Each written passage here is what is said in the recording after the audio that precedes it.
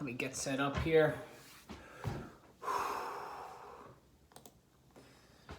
Welcome, guys. We are going to go over the top 10 running backs for the 2021 season.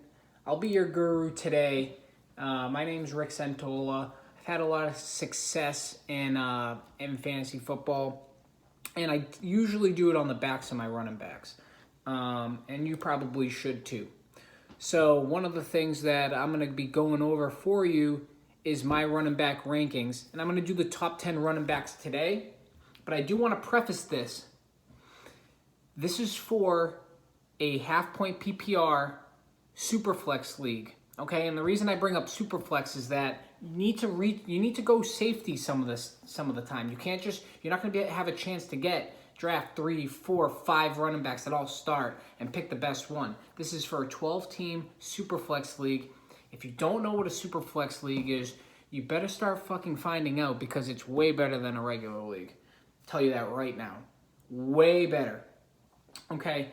Every pick that you make is I should say, in the draft, the first round you could go quarterbacks, wide receivers, running backs, and that's because a super flex means you could potentially start 2 QBs. If you don't have 2 QBs, you have to start a wide receiver or running back. So it's important for you to draft QBs as well as the running backs and the wide receivers. Now, with that being said, if you miss on one of your top running backs, you're kind of fucked, because you may not have other starters that you can put in place, other good ones anyways, and you're going to be at a deficit there. So when I look at my rankings for this year, I like to see, do they have high floor and do they have a high ceiling? All right. So my number one pick this year, and this is number one overall in fantasy, is Dalvin Cook. And people are going to... The shit that people say about Dalvin Cook about being injury prone is so overblown. Like, he played basically the whole year, the last 2 years. So, people are considered injury prone until, they have healthy years. Like, why is that injury prone status still, hanging on to Dalvin Cook? He basically played the whole year, the last 2 years. So, as far as Dalvin Cook goes, let's look at this realistically. His floor is super high. Super high. He's the focal point of their offense. He can catch out of the backfield. He gets a ton of carries per game. Their offensive line is pretty good. He had multiple 40-point games last year. He ran for over 200 yards last year in a game. The guy's a fucking stud. He, weaves in and out, and it doesn't even look like he's making any crazy moves, and people are just missing him. It's ridiculous. It's like the defense isn't even trying. That's what it looks like on the field when he's running. So I would feel super safe with him in the first round. The only running back that I think might be a little safer but has less upside, and that's just based on receptions, is Derrick Henry, and he's my number 2. Derrick Henry is the safest running back in football this year. He's had over 300 carries the past couple of years per year. He, he's locked in for 350 carries in this year. I mean, there's really nothing to not like about Derrick Henry. The only thing that people can say is he might not be your league winner because he won't catch 100 balls. Well, that fucking doesn't happen all the time, and he's not going to be your league loser, because I'll tell you what, I had Christian McCaffrey last year, and he was a league loser. He fucking never played. And he's going number 1 in all fantasy football drafts, which is just mind-blowing. Are we ruling out the fact that Christian McCaffrey was basically didn't play last year, and he was such a dick tease? He played 1 week, got 30 fantasy points, and then just was out for weeks and weeks and weeks. And every week it was is he going to be back next week? No. Is he going to be back next week? No. He plays 1 more week, gets hurt again, out for the rest of the year. It's What the fuck just happened? Now, I understand Christian McCaffrey's upside. His ceiling is probably the highest of any running back. But you cannot just, like, take out, like, you can't just, like, negate his downside, right? There's a lot of risk there. So, you know, Christian McCaffrey slips to 3 for me. He slips to 3. And that means I probably won't get him this year. And I'm fine with that. I would rather have Dalvin Cook or Derrick Henry. The other thing, too, about Christian McCaffrey, he's dating Olivia Culpo, who's like, listen, she's like the hottest girl in the entire fucking world. But when you date someone like that, it's like dating a Kardashian. Like, I feel like it fucking ruins some of these athletes' careers. Like, I feel like they're banging her, they're happy with life, they just lose their edge. I don't know what it is, but it doesn't help. It does not help. Let's just put it that way. It doesn't fucking help. So, I know that's like not fantasy, you know, that's not like looking at stats and diving into, you know, stats on stuff, but like that scares me. And the last thing about Christian McCaffrey, too, is like that defense isn't very good. Their team isn't that good.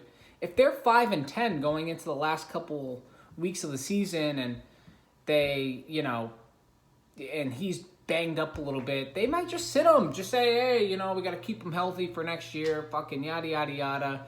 And then you're just sitting there with your, you know, with your dick in your hand, you're fucked for this year. You're just fucked. Whereas if you picked, you know, McCaffrey or Dalvin Cook or Derrick Henry, like they should be in the mix. They should be in the mix this year, and they're not gonna just like sit them because just to baby them. Like they need them. They need them to compete because they're gonna be in the mix. So those are my first 3. My 4th is Zeke. I'm taking him at 4, and there is a teardrop there, but the one thing about Zeke I'll say is, like, yes, he didn't look good last year. That whole team didn't look good. Like, everything that could have went wrong for the Cowboys last year, and you can't just blame that all on Zeke. Now, Tony Pollard did look good when he was playing. It was very small sample size, keep that in mind. And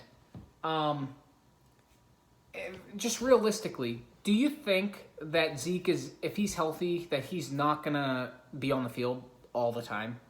I mean, he's 26. He's 26 years old. He's still in his prime. He's fine. He's fine. And I think that what happened was Zeke still, actually, if you look at the numbers, his efficiency was still there. He just, like, you know, just didn't have, he didn't have his team. He didn't have his offensive line. He didn't have his quarterback. Like, those things are gonna ruin your season. But they're back now. And I think that he, you know, trips and falls into 10 touchdowns this year. I really do. So I think that he's a pretty safe RB1 for your team. I will say, with Zeke, if you draft him, just make sure to get Tony Pollard as your handcuff, just in case something happens with him. Because Tony Pollard, if he is getting the starts, is an RB1 all day. I mean, he's a pretty electric guy out of the backfield too. So he's one of those guys that will catch a lot of passes, and he looked good when he was running the ball. So I would just keep that in mind. Number five is going to be Saquon Barkley. So Saquon falls a little bit, but I'm still higher on him than most people. Like, you know, expert consensus rankings have him as like the 9th or 10th running back this year, sometimes 8th. But like, they're just scared about the knee, and like, I get the fact that there's a chance they coddle him a little bit to start the year, and like, you never want to start off your league like 0-2 or 0-3 or whatever. But, like, that's all. I feel like when it comes down to draft time in a couple weeks, I guarantee you he's already going to be moving up because there's going to be, like, one good report comes out, like, he looks 100% healthy. And everyone's going to fucking start drafting him as, like, the number 4th overall running back. It's just going to happen.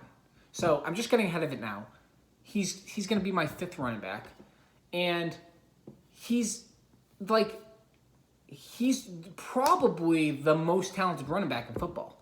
He's such a monster. At some point in his career, he's probably going to rush for 2,000 yards. I don't know when it is. But he just has that home run ability every time he touches the ball.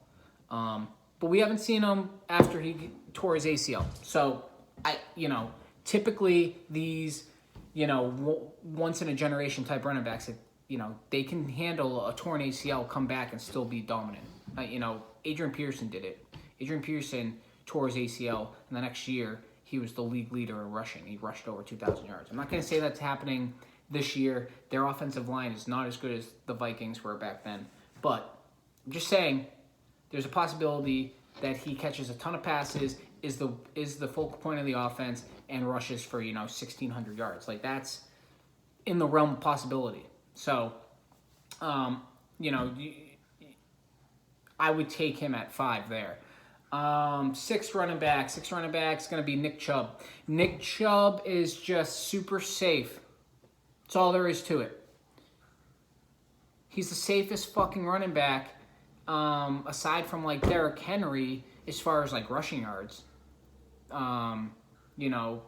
Vegas has him as, him and Henry have the 2 league leaders in rushing. So, the one caveat with him is that fucking, what's his name? Why am I slipping on his name? Kareem Hunt is there taking away a little bit of his productivity, but if you look at his numbers last year, like, going into every week, you're just sitting there going, he's going to get between 12 and 25 points this week. And that safety means something. You don't want a guy, you'd rather have a guy like that than a guy that basically, could get 6 points and could get 30. I'd rather have the guy that gets 12 to 25. You know what I mean? You don't want a running back crapping out your week because he just didn't get the ball much and only caught a couple passes or whatever. So I would go with Chubb as the 6th running back.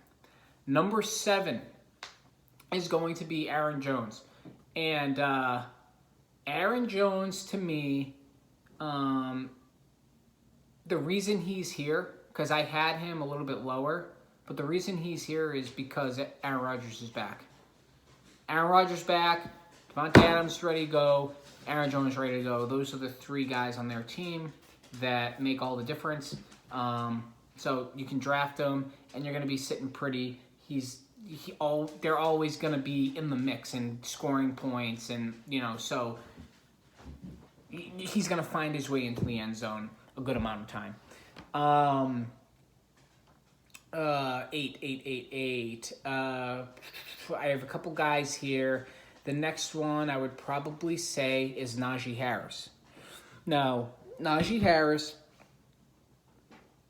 is a rookie, but everything that's coming out of the beat reporters from Pittsburgh, the head coach, everything is saying he's a 3-down back, looks great.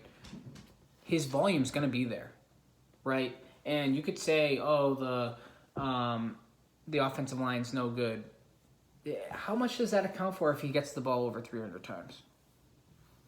There's some of the guys below him are not going to get the ball 300 times. They're just not. So you take into consideration, like, it's not like Pittsburgh couldn't move the ball at all last year, by the way. Like, Ben Roethlisberger was chucking the ball all over the place because they couldn't run, and they still were moving the ball. So imagine they have to now stop the pass and now they have Najee Harris running the ball. Like, he's going to find some holes. He's going to make some things happen. And I see with 300-something carries, even if he had a, less than 5% touchdown rate, he's looking at 10-plus touchdowns. So, you got to take that into consideration. That volume is going to be key. I feel like he's going to be one of those guys that's sitting somewhere between running back 6 and running back, 13. Somewhere in there this year, and it's kind of locked in. Like, he might be somewhere along the lines of Nick Chubb, where you're like, well, he's running back 10. He's running back 10 every year, right? So I think that's where you're going to be looking. He's going to have probably more rushing attempts than Nick Chubb. So take that into consideration. Number 9, I would go Austin Eckler, and that is pure upside there. That offense is going to be moving.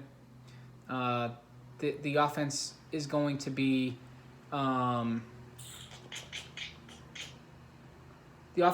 moving pretty quickly. Like, Justin Herbert's 1 year older, 1 year more experienced. Their offensive line, they drafted a guy in the first round, Rashawn Slater. Like, they have now probably a better offensive line than last year. They, if Eckler stays healthy, he catches the ball out of the backfield. If he gets 230 carries this year, plus all the catches, he could have 80 catches this year. That's a lot of fantasy points. So he has that upside to be like a top 5 running back if they give him that type of workload. The downside is I don't know what the fuck his workload is going to be. So it's very high risk, high reward. So his floor is pretty low, but his ceiling is very high. And then lastly, I would say is Clyde Edwards-Helaire is number 10. The offense is the best in football, and he's the starting running back for it. Case closed. That's it. That's all you have to know. Like, yeah, he had a bad year last year, or bad to, you drafting him in the first round last year. But it came out that he was banged up last year, and he couldn't do what he wanted to do. So they got Lev Bell, splitting carries a little bit, and Lev Bell's gone, so he should be getting the workload this year. On the best offense in football, they have a better offensive line, so that was another issue. They traded their first round pick this past year for Orlando Brown from the Ravens. They have a revamped offensive line. They're going to be opening up holes. They can never stack the box ever against the Chiefs with Mahomes and Tyreek Hill, Travis Kelce. Like, it's actually a pretty safe floor and a pretty high ceiling for Clyde Edwards-Helaire. So I would take him end of the first, early second all day long and be okay with it. Some of the guys that fell out of my top 10 that you're probably like, how the fuck is he not there? Alvin Kamara. I don't know what the hell's going on with that team. Like, what is going on with that team? Why did Michael Thomas wait till June to get ankle surgery? Like, wake the fuck up. How did that happen? Go in March and get it done so you're ready for the season. That sounds like he doesn't want to play on the team. And then the other thing is, like, Drew Brees was the one dropping the ball off to him in the flats. Drew Brees is not there anymore. So now we're looking at Jameis Winston, who never throws the ball to the running backs in his career, and Taysom Hill, who might even be worse because he's going to be taking away his fucking goal line carries and running it in himself. I don't know, man. I do not like Alvin Kamara this year. If he fell to me in the back of the second round, I'd take him, but he's never going to be there, so I'll never get him, and I'm fine with that. And then the other guy is that people have up here is Jonathan Taylor, that are in their the consensus top 10. But that's similar. What's going like? Let's just focus on how Carson Wentz looked last year. He looked like dog shit. They couldn't move the ball at all in Philly. So what the fuck is the difference of him going to Indianapolis? Like, that offense could sputter. And Carson Wentz is hurt right now. He hurt his foot. He's out indefinitely. And something else happened to one of their offensive linemen, one of the best ones, Quentin Nelson. So I don't know what's going on there, but that scares the shit out of me. And Jonathan Taylor can't even catch the ball out of the backfield really very well. So they're relying on Nyheim Hines is going to be taking that role. So if they're behind, Nyheim Hines is going to be on the field, and you're going to be sitting there and going, why did I draft Jonathan Taylor in the first round? So those are the things I'm worried about. And those are my top 10. Leave a comment below. Let me know what you guys think. And if you guys disagree, I will talk about this all day. You know? So, hope you guys liked it. Like and subscribe, baby.